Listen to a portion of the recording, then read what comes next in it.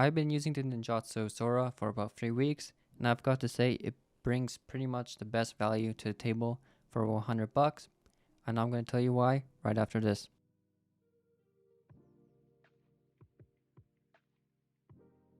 When you first get the mouse in hand, you'll notice the beautiful blue box it comes in.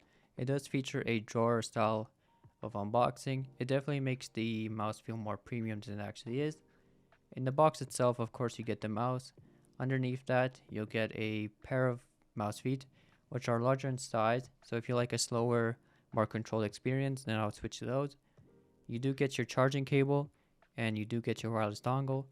They also throw in a nice little user guide, so if this is your first wireless gaming mouse, it just tells you how to get up and ready. Now to just briefly talk about the specs. The weight of this mouse does come in at 45 grams, plus or minus 2 grams. That really depends if you got a good unit and also what color you actually get. The switches are Huano pink dots. These are super nice tactile switches. They are a bit on the louder side. I will have a little sound test on the screen right now just to show those off.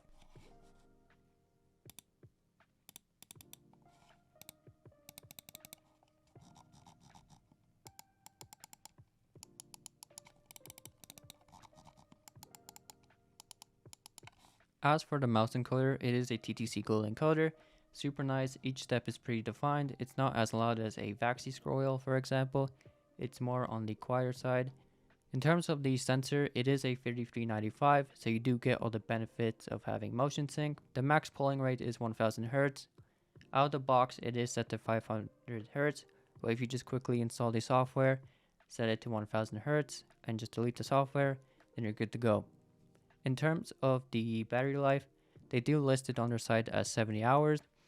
In my testing, it has lasted me around 4 to 5 hours with some pretty intensive usage.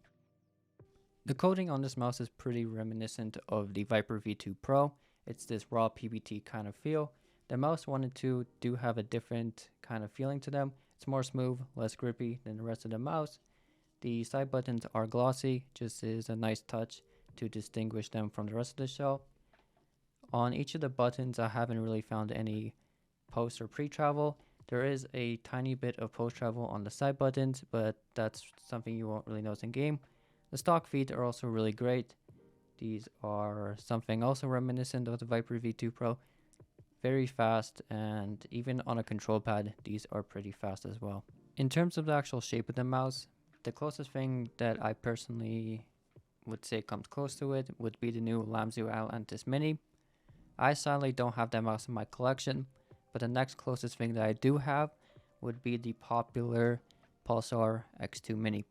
As you can see, the X2 Mini is a bit shorter, and it also is not as wide as the Sora, but the Pulsar X2 Mini has these super flat sides, so it almost feels like you're gripping a brick. I personally really dislike the shape of this mouse just because of those flat sides. On the Sora, you can kind of see how it tapers in, so it gives you something just easier to grip. And also, as you can see, it kind of flares out at the back. So if you do use a claw grip, you can push more of that back hump into your palm. So if you're someone that likes having a lot of palm support, then this would be a perfect choice for you. Personally, the X2 Mini, this is a perfect mouse for fingertip.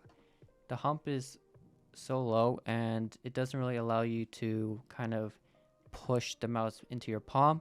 So for claw grip, I would not recommend this mouse. But for fingertip, this is a perfect mouse for that. As for the Sora, this is good for fingertip. It's good for claw grip. As I mentioned, you can pull back the hump back into your palm if you like that. Fingertip is doable on this. If your hands are too small, you might find the back hump kind of digging into your palm if you do use a fingertip grip. So yeah, in terms of which mouse I prefer, it's going to be the Sora, just because the Pulsar X2, it just feels too flat on the sides and it just feels too small for my hand size. One thing I do like about the X2 is the finger grooves. The Sora on the top, or like the main mouse clicks, is super flat, opposed to something like the X2 Mini, which has these finger grooves, as you can see below. In terms of my rating on this mouse, I usually give a product a 5 out of 5, like a kind of scale. I'm going to give this mouse a 4.5 out of 5. The shape for me has been perfect. The quality is amazing on this mouse.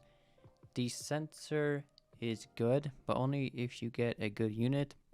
That's why I'm knocking off 0.5. There has been reports online of the mouse just lagging or like pixel skipping or the polling rate dropping to 400 hertz.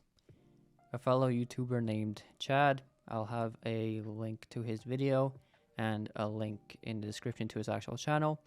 His unit was constantly dropping to 400 hertz in games, which was throwing him off.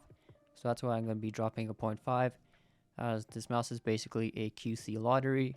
You can get a good unit or you can get a absolutely horrible unit, which will just pretty much alter your experience. With all that being said, this is a mouse that's going to be staying on my desk for a really long time. It's just a very hard mouse to beat, especially at the price point it comes in at, which is $100. You get some really amazing specs. You do get a top of the line sensor, which is a $33.95.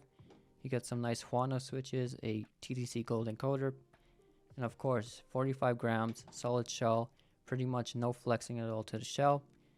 It's super hard to beat, and if you're looking for a XM2 wireless mini, this will be the perfect mouse for you. I hope you guys enjoyed this video. If you did, a like and sub would be much appreciated. But yeah, thanks guys for watching. Peace out. See you in the next one.